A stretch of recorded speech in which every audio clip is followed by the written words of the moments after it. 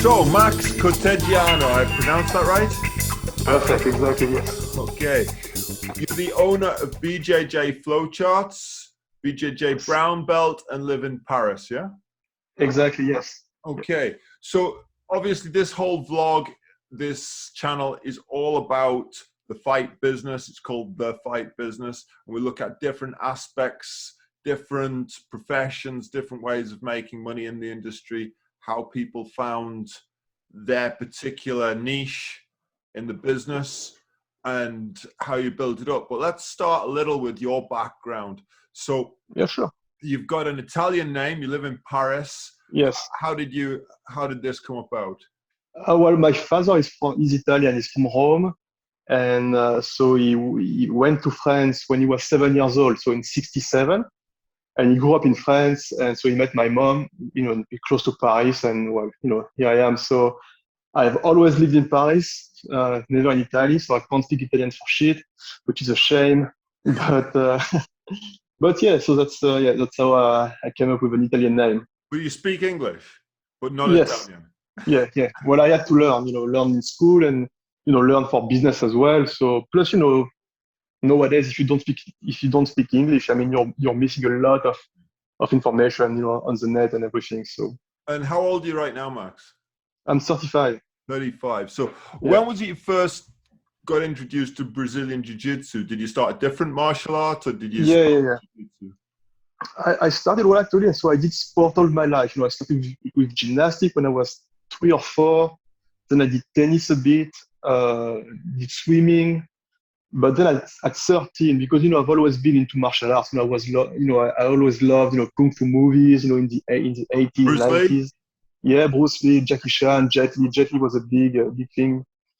And then I was 13 and I found, so it's a Vietnamese martial arts, which is called Viet Vo Dao, which is from Vietnam, which is a little bit between Kung Fu and karate.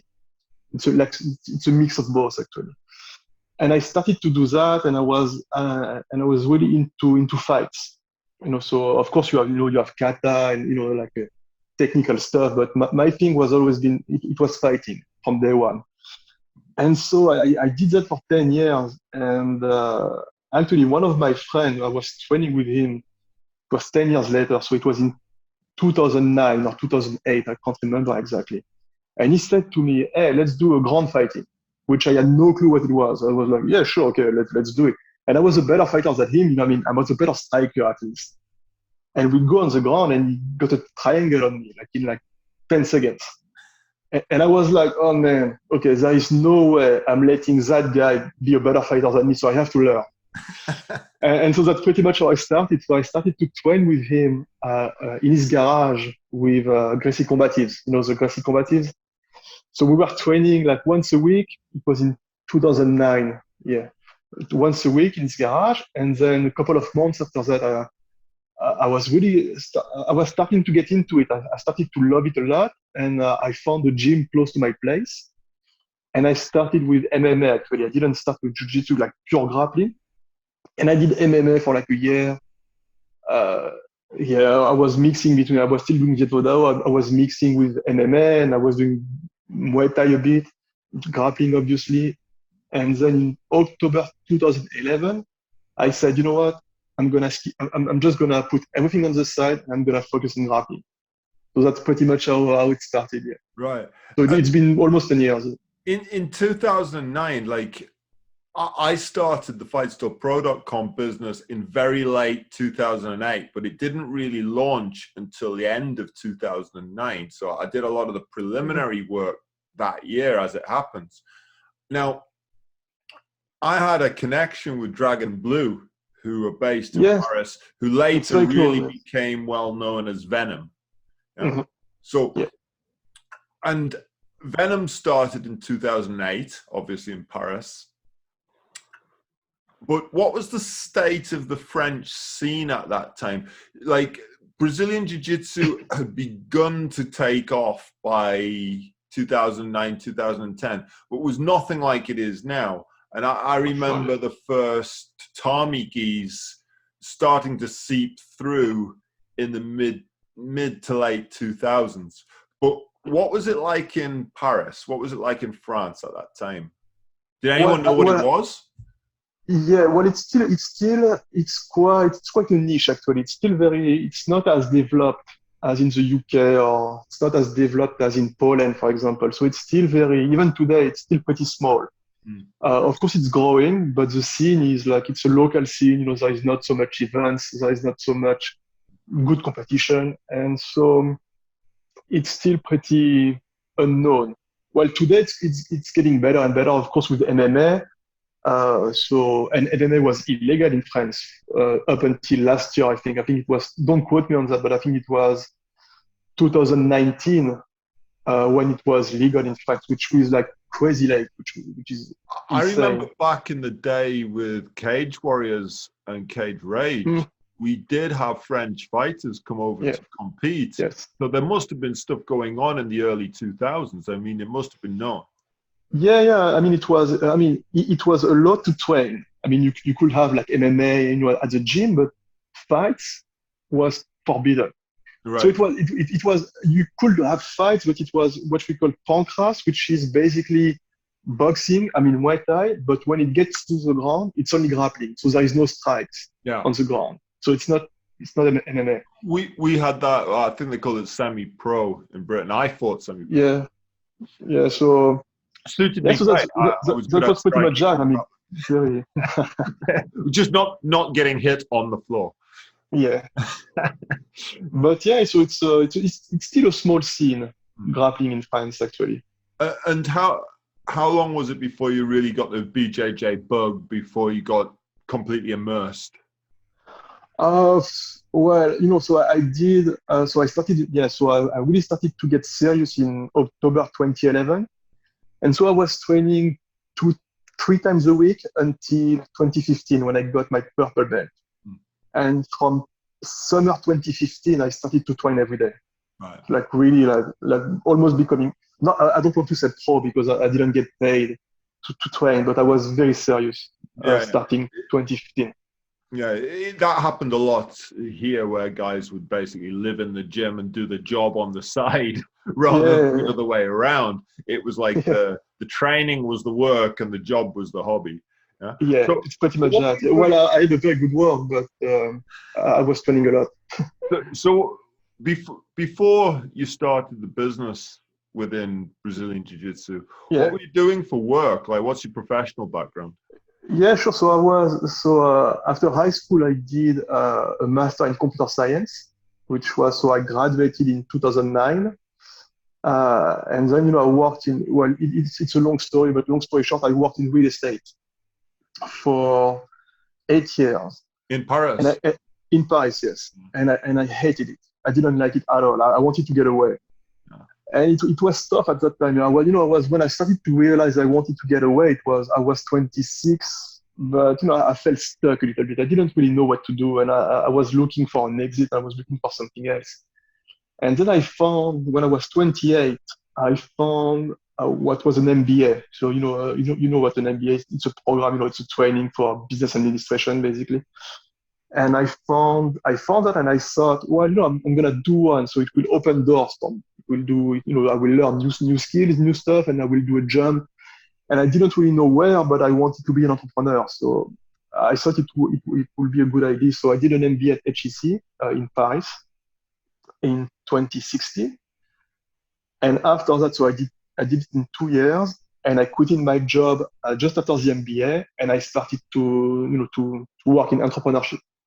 So I did a startup to start in entrepreneurship, so I started to do startups and work on businesses. Give me an early example. Yeah, sure. Right. So actually the very first one I did was, I was still at school, and with one of my friends, we noticed where, there is, because campus was, so we say HEC Paris, but it's actually not in Paris. It's like Juillan-Josas, which is like 20 miles away from Paris.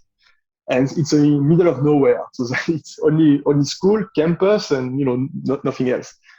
And we were watching like all those guys with shirts. And we were like, well, okay, but how do they do the dry cleaning? Because there is nothing around. I mean, they have to walk like 45 minutes to get to the city, and they don't have cars. And so we were like, okay, well, maybe we can do an on-demand dry cleaning services for students. So we started to do that on campus. It was quite fun, actually. We learned a lot, logistic and stuff. It was not very serious, but we did it for like 6 months or something. And then, so that was my very first project, like, entrepreneurial project. What year was this? How old were you? It was 2016. I was 30, right. 30, 31. So this is something, I haven't actually put it up on the channel yet, but I started a blog yesterday, which was my first actual vlog purely about business yesterday. And it's funny you should say this, because this story of late 20s seems to permeate quite a lot of different people. Yeah, and I think so. Right? And the thing I said on this vlog was, and I don't know how it'll come out yet, so if anybody goes and watches it later and says, hey, that's not in it, it's because I've edited it out, guys. But I actually said that there's this thing that happens in our society that I think young people are learning more and more, that it's just not correct anymore. If it ever was, it certainly isn't anymore, which is this idea of you get an accolade or a tick box by the system, which somehow gives you the right to some form of living, that if you work hard and study hard and you get to this stage and this stage and this stage, you then become somehow given a career path that lets you live happily ever after. And then by your late 20s, loads of people have worked out it's just not true. Like, if you had the idea of what you really wanted to do at the start, sure. Like, you want to be a doctor, you want to be a lawyer, you want to be an astrophysicist, what the hell ever. But for most people, and it is the majority, not the minority, but even completing a university course now doesn't give you any form of particular career path. So there's all these people coming out of university and they still haven't got the faintest clue how they fit in, and the career opportunities and the financial opportunities being offered to them are ever diminishing. Did you feel that heavily by the time you were coming out? Pretty much. Well, for me, so I agree. I think for a lot of people, that's what happens. But for me, it was also a sense of purpose. And I wanted to do something at least meaningful for me. I didn't want to save the world. I didn't want to be Elon Musk. Of course, I can't do that. But I wanted to do something that bring, a meaning for me. And I was working, I had an office job, and, I just, everybody could do the same thing. And I was like, what's the point? I'm going to work. I don't even know why. And it was quite terrible. I mean, it was, of course, it's a good situation. I mean, you get a nice salary and everything, but you're just miserable. You go to work, you're thinking, I mean, how many days until weekends? Which is, I didn't want to spend too much years working like that. And that fight for purpose is something that I think is being asked more and more in our society. Especially now with COVID and everything, I guess it's a lot of people have had time to think, haven't they? yes, exactly. That's for sure. So when you decided, when did you make the decision that you were going to work in jiu-jitsu? Like, did you have a coaching opportunity or anything like that? No. Actually, it's a funny story, actually, but it's not something that happened overnight. It was so if I may, so I will just start to the start, so it will make sense. But basically, what I do now is BJJ Flow Charts. I'm crafting tools, so flow charts, to teach jiu-jitsu in a creative way. So in a way that makes sense to me. So basically, I craft a flow chart where you can see the entire system or part of the system in a wall.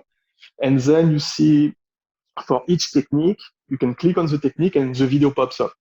So it's a way I think it's a way to understand much better and to train smarter and then improve faster. So that's what I do. What was the inspiration behind that? Like, what got you thinking, I'm going to create flow charts? Like, I mean, there's loads of people go out and create a video or a technical video or something like that. There's a few people who've gone out and done whole series of them. And sure. In jiu-jitsu, if you've got the ability to film it, it's not impossible to do. There's a plethora of techniques. It's not like boxing or a striking martial art where it's doing the same bunch of things well from lots of different angles. Jiu-jitsu isn't quite like that. It's got a much bigger repertoire.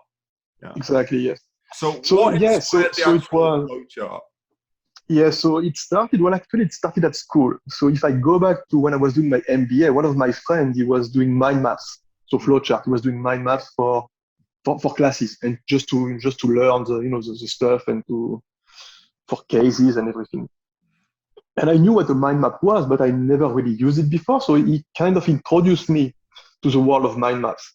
And I started to do it for me. So I was doing mind maps for school and for classes and stuff. And at the end of my MBA, so I was a brown belt by then, and I started to coach the beginners class on Saturday morning.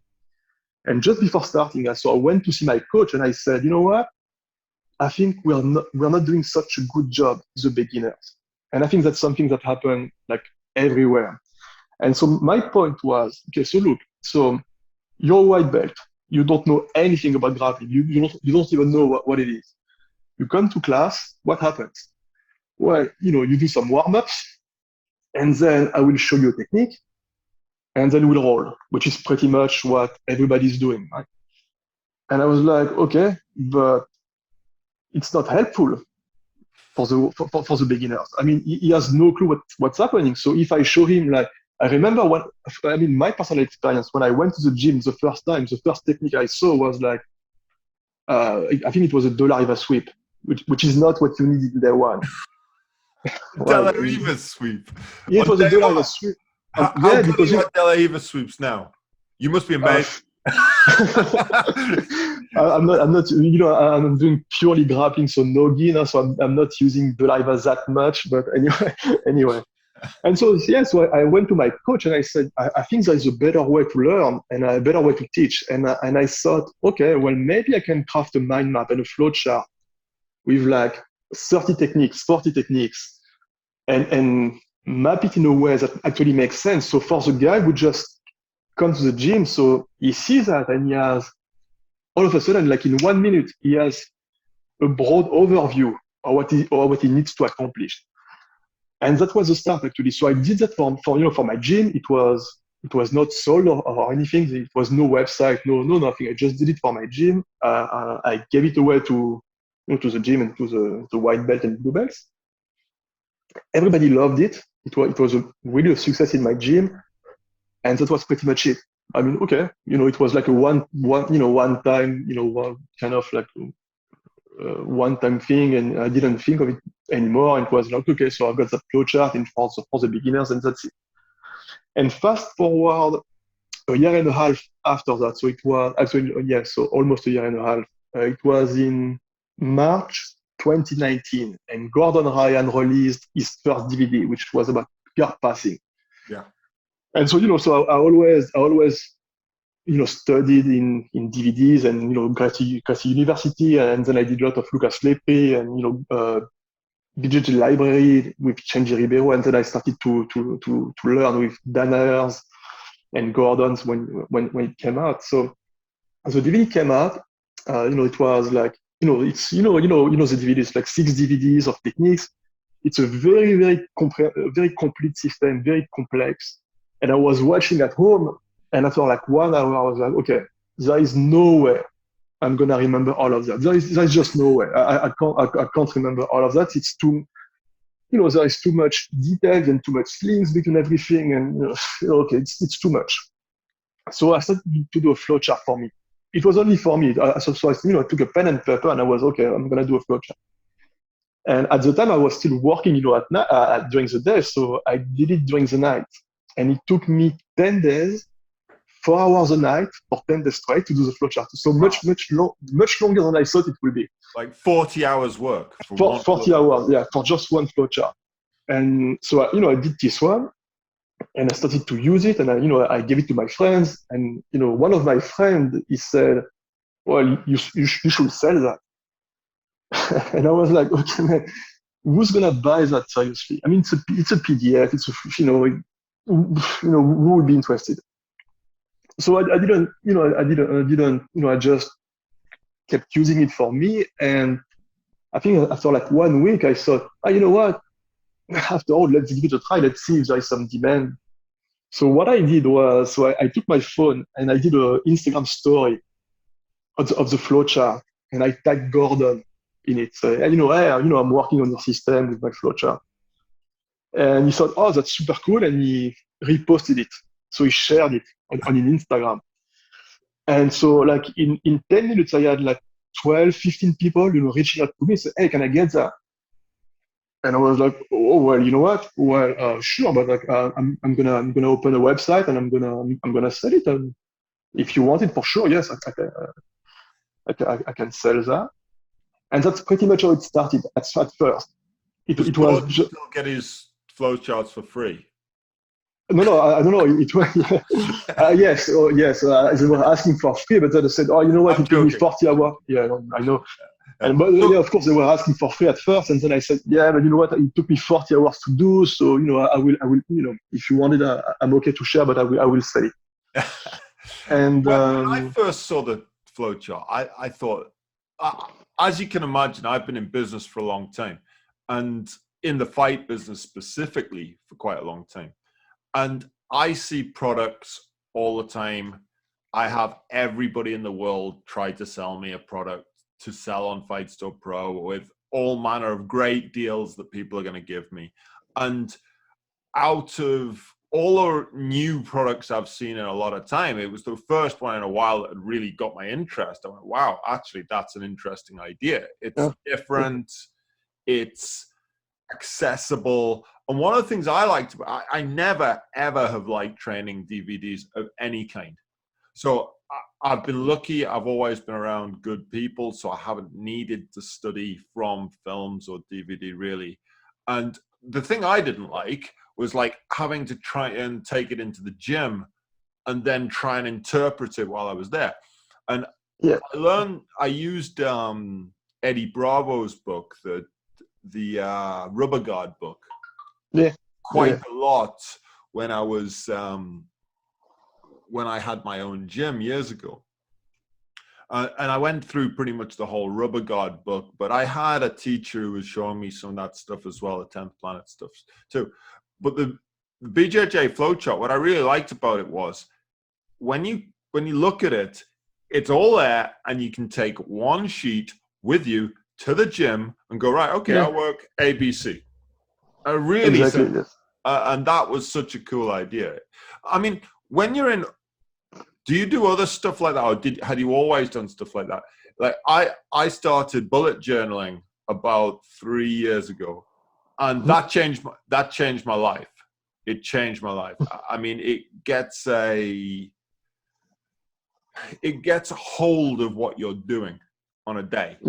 And a week and a month, and I find myself going back to seeing what happened 2 years ago in a way that you could never do. Like roughly event times, but largely people have got no idea what they did last week, let alone 2 years ago. Sure. Do you do other stuff like that? Have you always drawn stuff out or charted stuff? Is that always been? No, not really. Well, I started at school, as I mentioned, so my friend, he introduced me to mind maps, and I started to use it back then. So it was 5 years ago, in 2016. Before that, not so much, but actually, so I'm an engineer by training. So, my mind is quite working in that way. It can very like process kind of stuff. I'm always having like, I'm using Evernote. So, I'm always have like to-do list and, like kind of stuff like that. But it was the first time I actually did it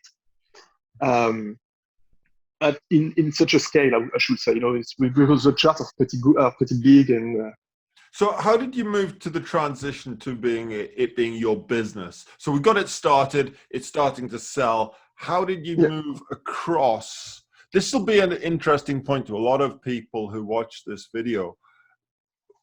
The thing that I get asked all the time is, I get asked 3 questions, and people literally call me up nowadays to ask them. I get, how do you start business? How do you find customers? How do you market your business? And those are like But how do you start a business? It's a big question. You've described how you got the idea rolling and you sold some, but that isn't the real start, is it? Because you and I both know, like I told you right at the start when I did Fight Still Pro, it was about a year between 2008 and 2009 when I actually really launched it.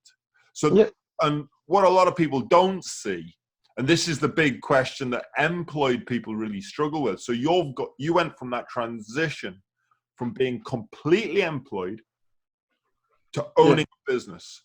And this middle ground, the sandwich part, if you like, is where everybody struggles. And one of the things I come across a lot with employed people, they kind of get a side hustle going on, you know? But the thing that I find they always put in their way, and I'm interested to know how you made the transition, was they go, well, as soon as I can make as much money as in my job, I'll quit my job. Yeah. And how does it work? Because I think it doesn't work. It doesn't work. Yeah. It never works. Yeah. You can't go part-time in entrepreneurship. I don't think it works. It's a full-time, complete investment. And if you just go like, okay, it's a sidekick, and when I start to make money, I will switch. It never works. At least in my experience and from what I've seen, and lots of friends, and it just doesn't work. Why do you think that? I've got my own opinion, but why do you think that is?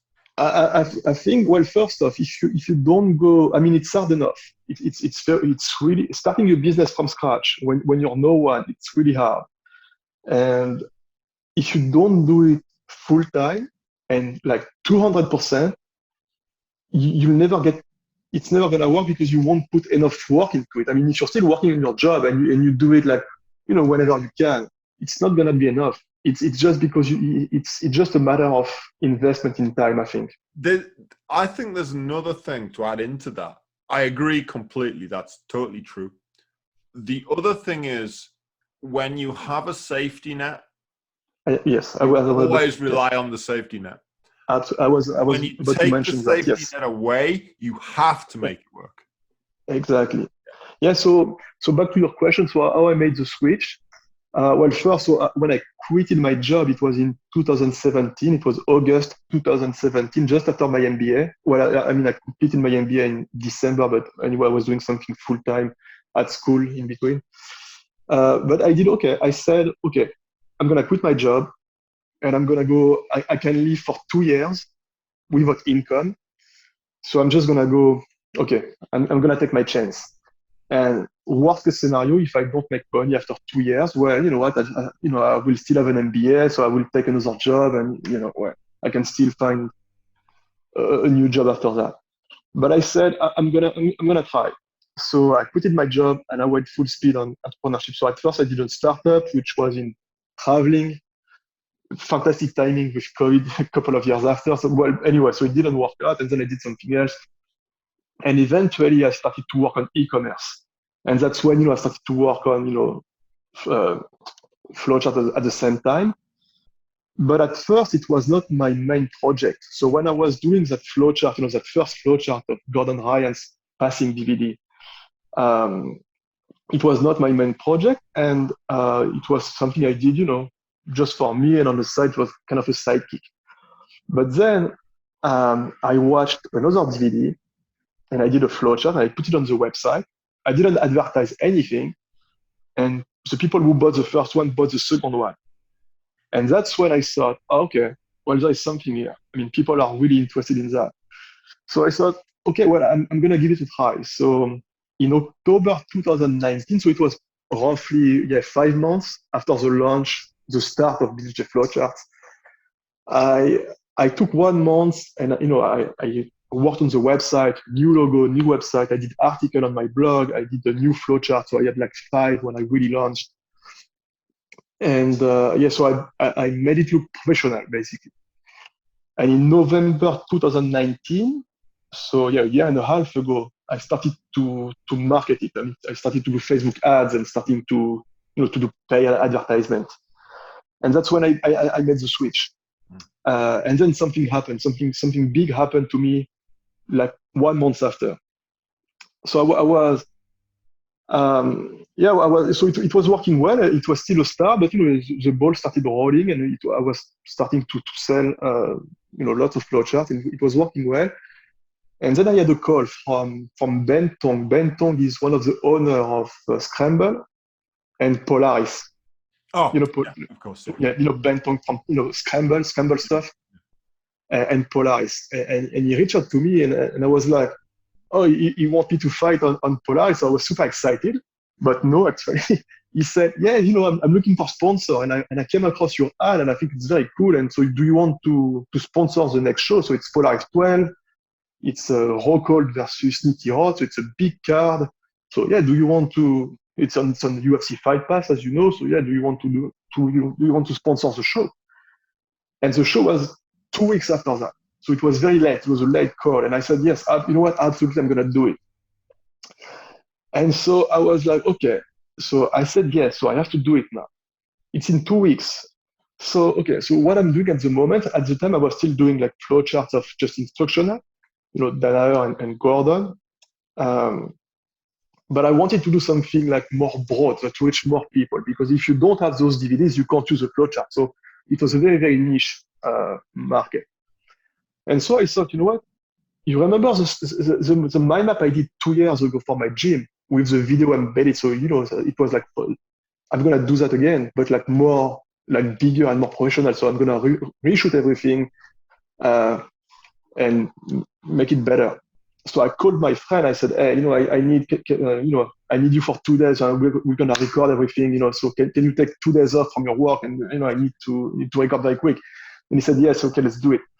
So I worked day and night for 2 weeks to have the first blueprint, which is my main product, the blueprint, as you know. And so I made that in 2 weeks. Of course, I had everything in mind already because I did it before. So. And yeah, I launched it for Polaris 12, and it was quite a big success. Not a big, I don't want to say big success because it's still it's still a small company, it's still a small project. It's not like BJJ Fanatics or like I'm not making millions basically, but it was a good success. And the project really kicked off after Polaris because now. Do you think it was anyone could be? I'm sorry, anyone could use the flowchart. Actually, it's not just the owner of Gordon's DVD. I mean, anyone new to the sport could just, hey, I'm gonna buy that blueprint. There's everything I need inside. I don't need anything else. Good. Did the impetus of was it the impetus of the actual sales at Polaris that made the difference? Actually, it's actually both. I mean, the thing is, I don't think I would have done the blueprint that quickly if Polaris didn't call, because no urgency. So the impetus gave you that push. Yes, because I had to do the push. So if so I have 2 weeks, I need to make it happen. So it was like, of course, yes. I think eventually I would have done it. I hope he gave you a good deal.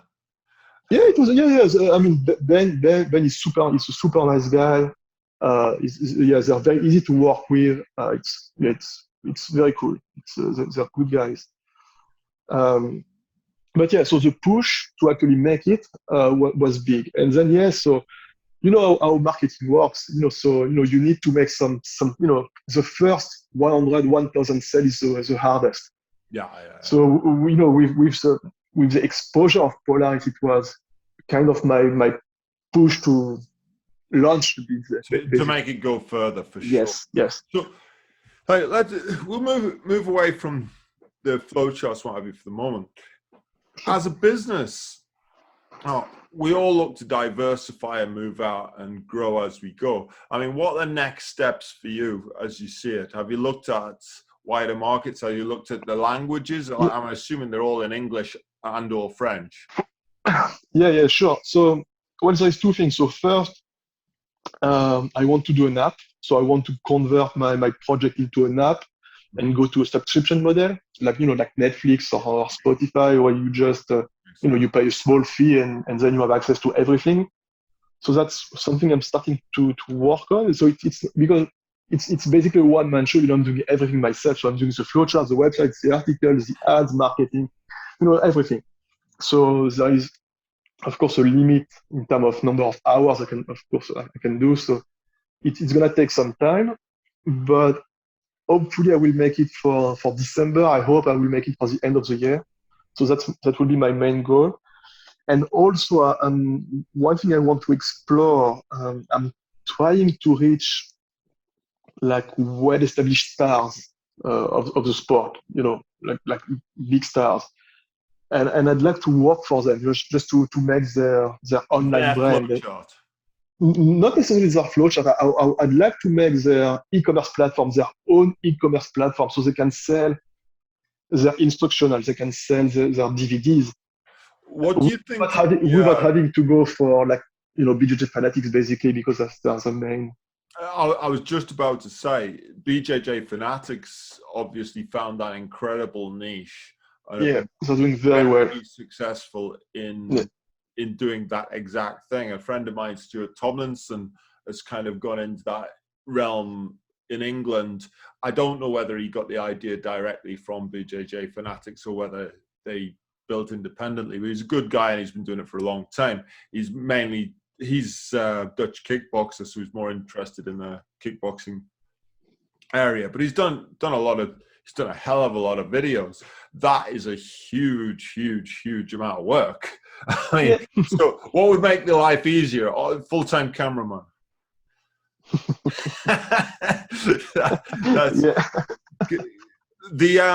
I did a podcast recently, and like they asked me about, because I talk a lot about a lifestyle business.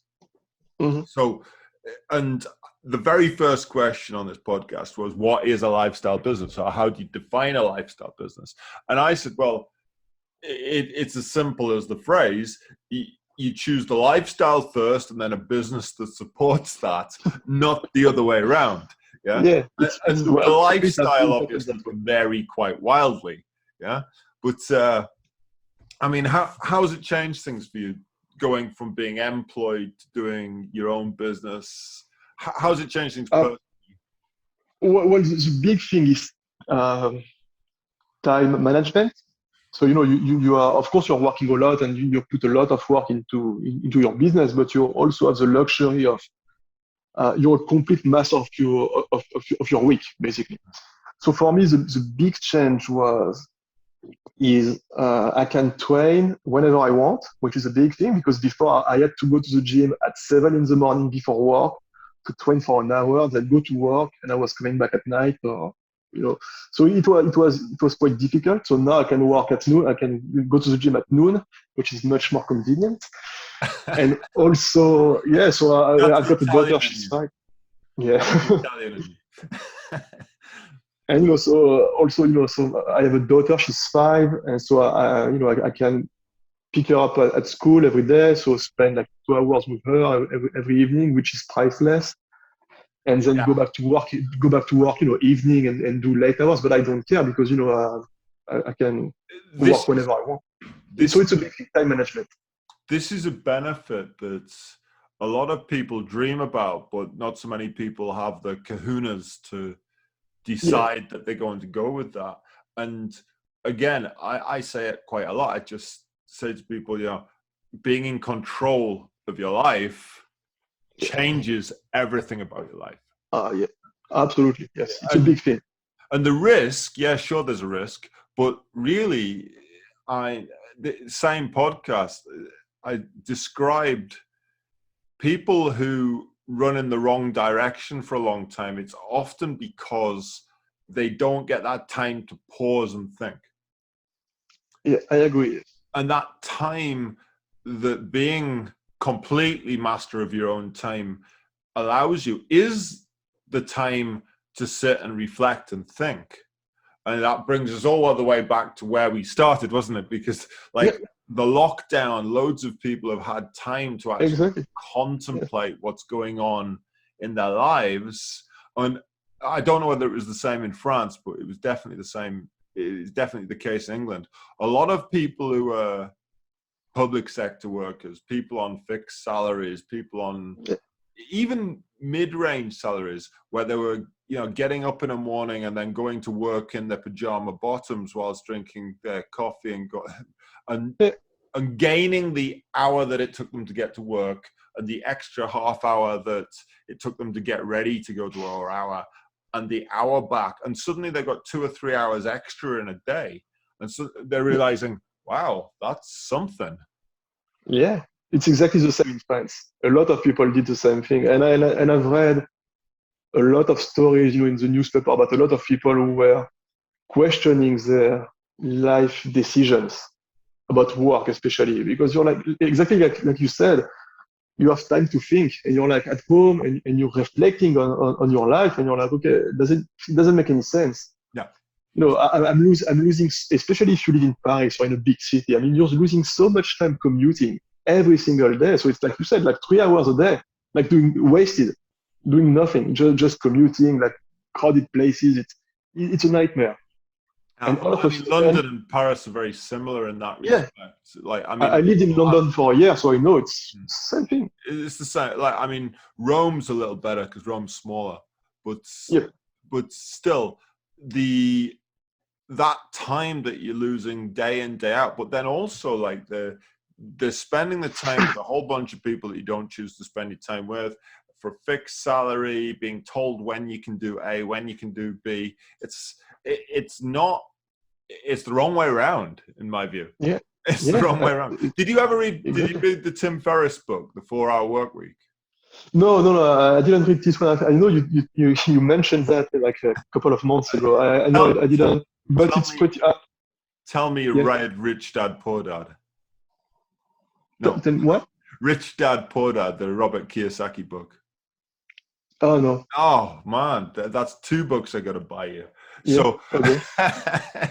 Well, Max, it's been absolutely awesome podcast. I think a lot of people are going to get a lot of value about hearing your experience and how you move from being employed to a business owner.